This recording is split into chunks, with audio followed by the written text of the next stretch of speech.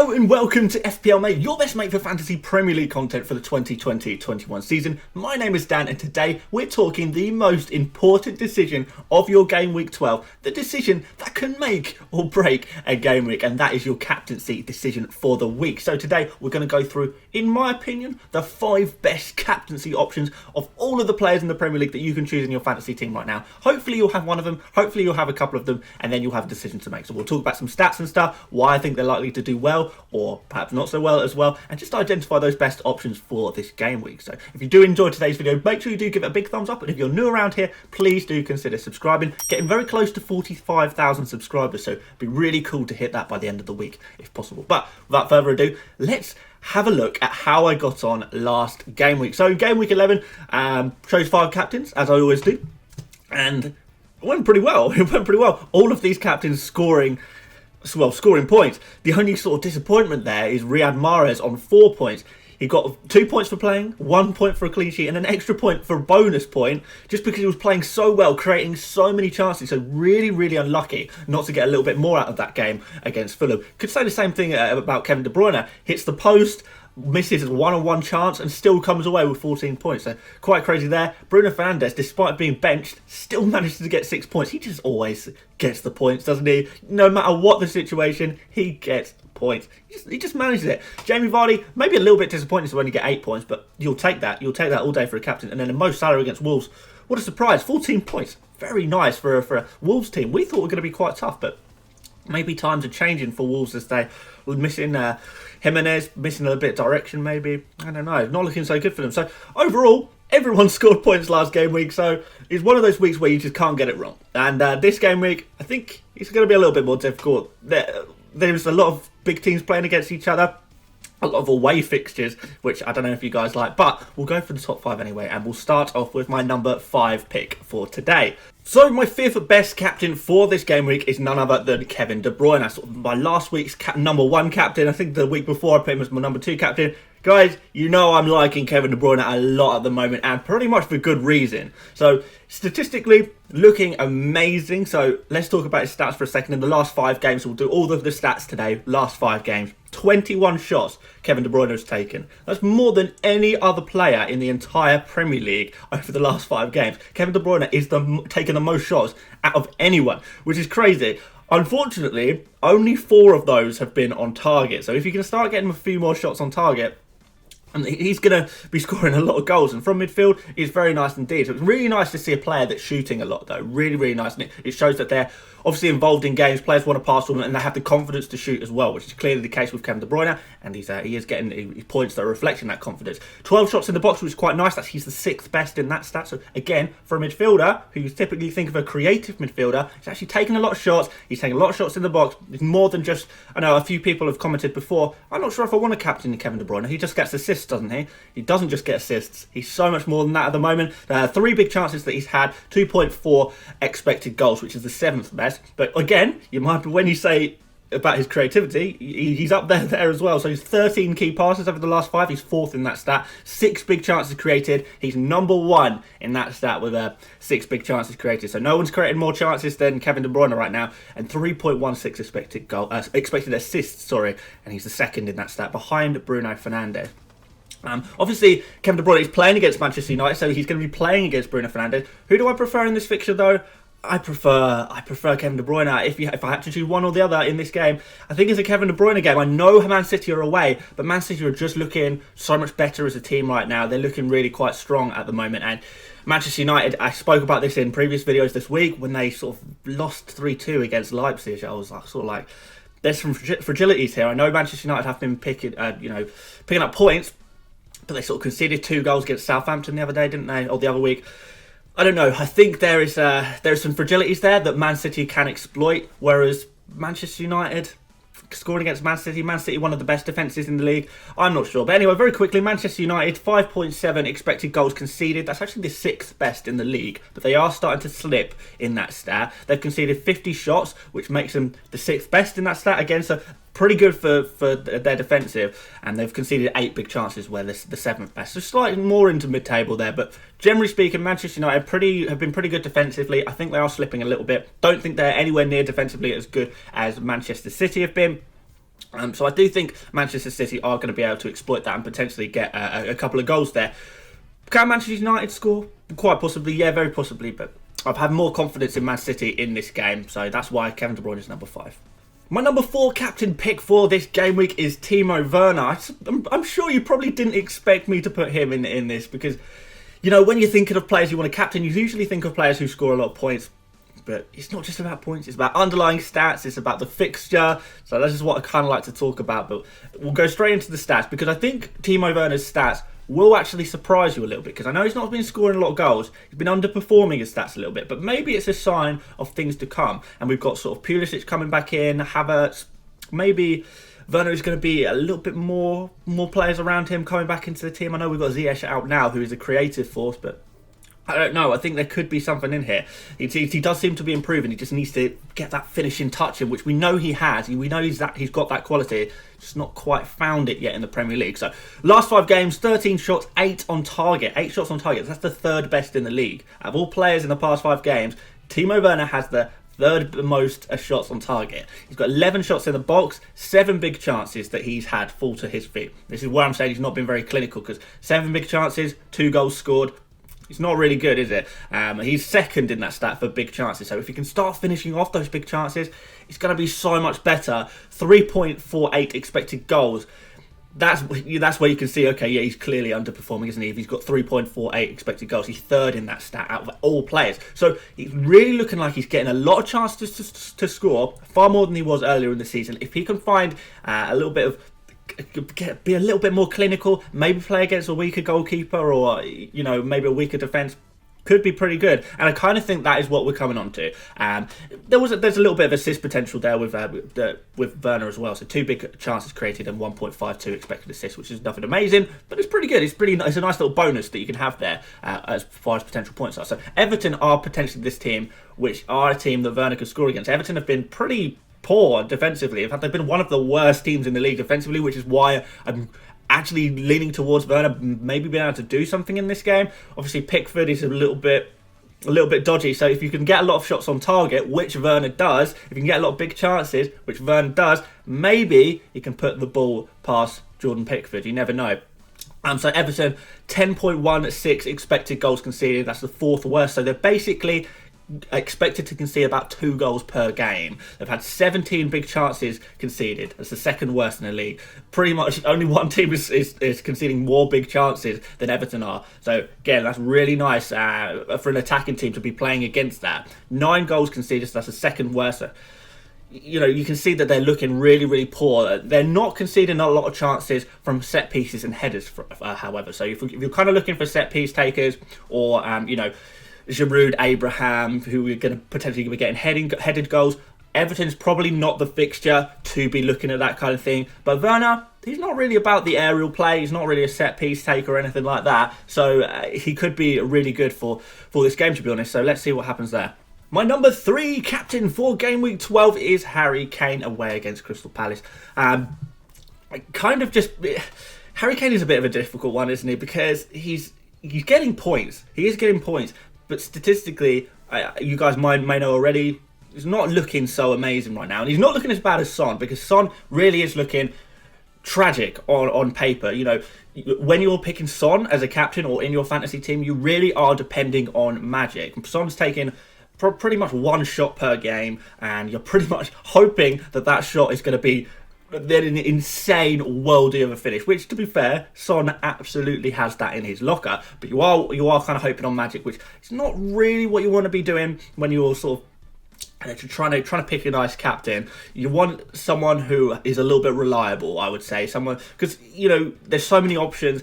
If you take a big risk, you can get punished there, and I don't know. Can we depend on magic? I don't like doing it personally, but Kane looks a little bit better. It doesn't look amazing, but he looks a little bit better. But he is a premium player, which there's not too many of, especially when Manchester City are playing against Manchester United kind of thing. It's difficult. Arsenal have no premiums pretty much right now. Chelsea are all over the place a little bit. Who do you pick out of those players? But Harry Kane, he looks okay. So the last 5 games, there's nothing amazing, but 12 shots, it's okay. 3 shots on target, A little bit worrying over 5 games. 8 chances in the box, which is okay. That's pretty good. And 3 big chances, which we do quite like that one. His expected goals is 1.86 over those 5 games. But also, with Harry Kane, you do have that a little bit of creativity that he's been showing this season. 8 key passes, 1 big chance created, 0.98 expected assists. So it's okay. It's nowhere near his stats that he was posting early on in the season. And he may be getting a few points, but the stats are kind of suggesting that the big scores are kind of maybe behind us a little bit. And I know we got a big score last game week, but if you look before the game weeks before that, it was sort of like 2 points here, 3 points there, 8 points here, 6 points there. That's Calvert-Lewin kind of returns. It's not, the big Harry Kane points that we were seeing consistently earlier on in the season. So we're not going to be seeing a lot of big scores, judging by the stats that we're seeing recently. But Crystal Palace, they're kind of a middling team. I wouldn't say it's a really easy fixture. Sort of 7.02 expected goals conceded over the last 5, so they're probably expecting to concede 1, maybe 2 on the odd game per game, so it's okay, but they've had some quite easy fixtures, so maybe Spurs will go out and do a little bit better, but it might be another one of those tactical defensive battles where neither team score very much, which I think could happen in this game, to be fair. But interestingly, Crystal Palace, they have conceded 13 headed chances over the past 5 games, which is the 3rd worst in the league, so could be potential for some headed chances. Harry Kane, he's got a little bit of an aerial presence, hasn't he? So there could be some points to be gained there, but it's just, you're kind of depending on Harry Kane being the Harry Kane from earlier on in the season. So there's a slight risk here. The stats don't tell me he's definitely getting points, but this is Harry Kane. He can produce magic. He overperforms his stats, and he's just a very good player. So yeah, it could work out very well.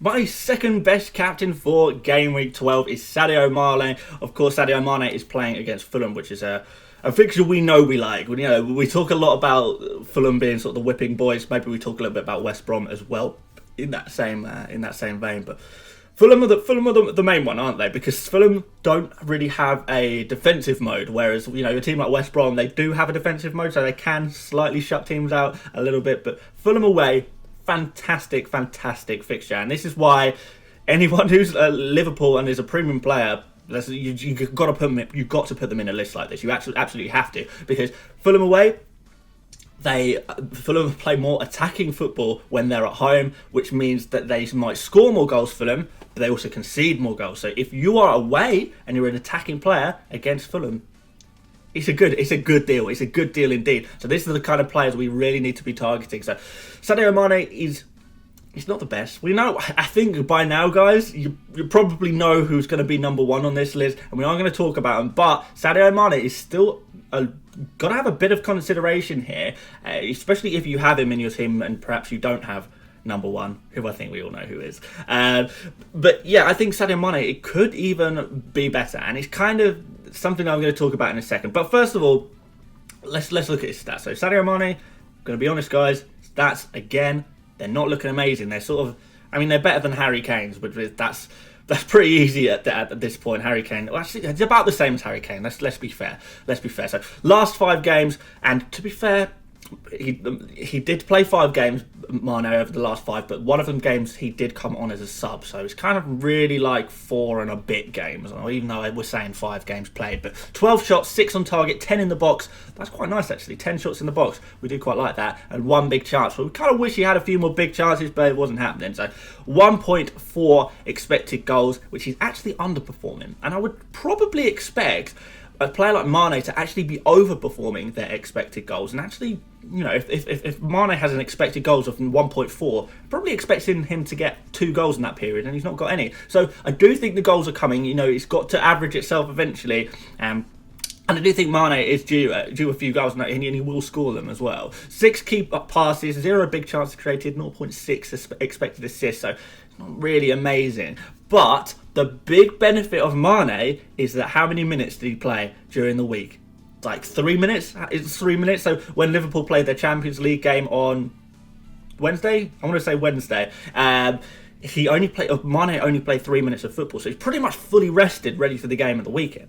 Now, that's very tempting, because you pretty much know 100% he's going to start and play the vast majority of this game, if not 90 minutes. So that's an advantage you have of picking Mane, and we can see that Mane is kind of due a goal. We would like him to have a few more big chances, but he's quite a clinical player, so we would expect a little bit better and sort of high quality chances. That's what he usually gets.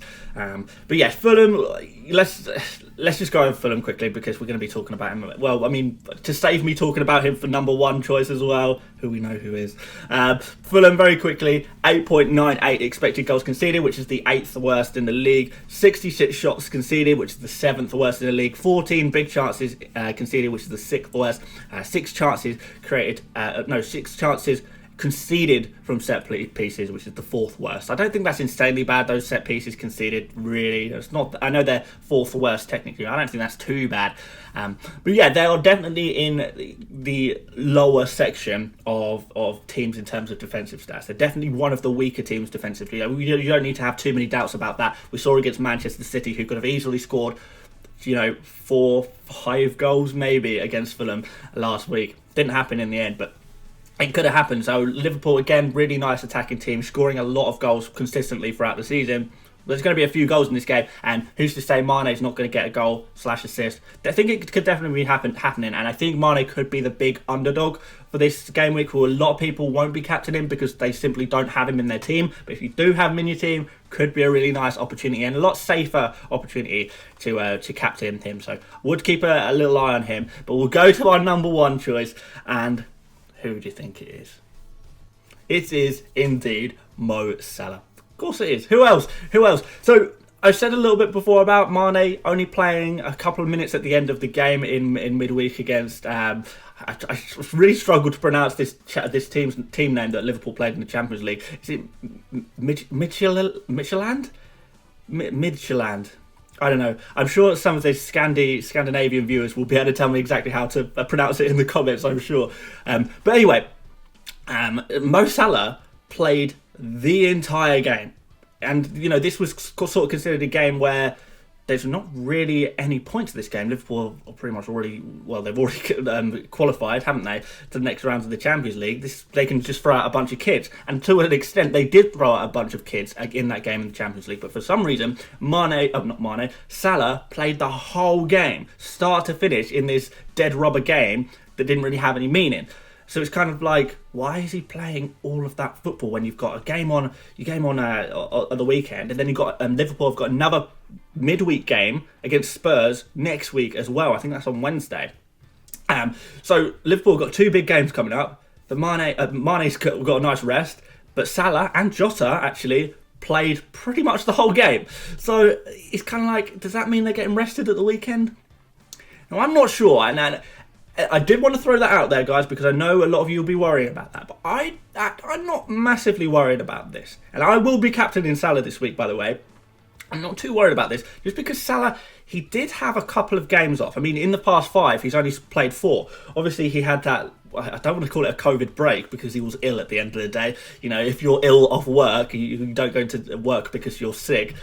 It's not a holiday, is it? You're sick. But he's not played as much football as some of the other players. Jota, again, he's not played as much football as some of the others. And, quite frankly, Liverpool don't have enough attacking players to field a load of players, unless they literally went down to the under-18s and said, who's quite good from the under-18s, get them to play in the Champions League. That was the only other option, because you have to use the players that you've got, and they don't have that enough wingers to just play your subs. There's not really enough subs available. So you could argue that Jota and Salah actually had to play because there's not really anyone else to play in those positions. So there is that argument, and obviously the argument that they've not played a lot of football. So maybe, and this is kind of where I'm thinking, maybe actually they'll be fine to play on the weekend. They'll be fine to play again during the week against Spurs, because they've had a little bit of rest. They're probably weren't at full pace in that Champions League game, and they're professional footballers. They can play every couple of games. I don't think you should worry about this too much, guys. But if you are worried about it, fine. But I did want to just talk about that very briefly. But Salah, he's the man. If he plays, for a fact that this is 100% the best captain. So we've got Fulham, which we know concede a few goals, particularly when Fulham are playing at home. So if you're playing away against Fulham, very good fixture to have. Mo Salah, his stats look pretty good. So in the last 5 games, he only played 4. So don't compare these stats too much to the guys I mentioned previously, just because he sort of played 20% games or less, because he only played 4 games during the last 5 game period. So 9 shots, 5 on target. 6 in the box, 3 big chances, which is something we quite like, which 2.34 expected goals that came out at in the end. 6 key passes, 1 big chance created, and 0.86 expected assists. So, pretty much, he's expected to get 1 goal contribution. Well, I suppose just over 3 goal contributions every 4 games. So he's more likely to get far more likely to get a goal contribution in the game than he is to not. And as a midfielder, you only really need 1 goal, a couple of bonus points, and you've got yourself a really nice score there, haven't you? Plus clean sheets potentially there, which could very well happen against a game against Fulham. We're starting to tot up points a little bit here. So you've got this real nice advantage of him being a midfielder. You know, we've got he's statistically the best player to go for in that Liverpool side. Really nice fixture. Everything points towards Salah this week. Literally everything. So, I mean, I didn't even need to look at the stats to know this, and I looked it up and yeah, just confirmed it. Yes, we know Salah is the one this game week. So, if you do have Salah, unless you're really worried about him not starting, which is fair enough if you are worried about that, I do think that is a valid worry. I think I'm going to go for it personally. I'm just going to go for it. And if Salah starts that game and you know you have not selected him as your captain, you're gonna kick yourself. I really think you're gonna kick yourself. But you know, there's that small chance that he doesn't start the game, which could happen. He can still come off the bench and score a few points, I suppose. But there you go, guys. So that is pretty much the end of the video. Thank you so much for watching today. Please do let me know who you're going to be captain in this game week. Who would you put as your number 1 option? If there's any player that you think I've missed out in this game week, you think is going to do really well, and perhaps if you leave a comment, I'll sort of reply and we can have a chat about some potential other options. Maybe you've got some differentials in mind. But these are the players that I would definitely be looking at. I don't think I'll be looking too far out of the players that I've mentioned today. Maybe Bruno, if you're really feeling cheeky, but I don't know. These are the players that I fancy anyway. So thank you so much for watching, guys, today. If you did enjoy this video, please do give a big thumbs up on the video. Really helps the channel, Subscribe, of course, if you're new around here. In the description, you can follow me on Twitter, Instagram, support me on Patreon, or join my mini league if you fancy doing that. But aside from that, I will see you tomorrow, guys, for a deadline stream. Didn't do a deadline stream last week. Quite missed it. So looking forward to doing a deadline stream tomorrow, guys, with you. So I will see you then. But until then, thank you very much for watching, and I'll see you later, mates. Bye bye.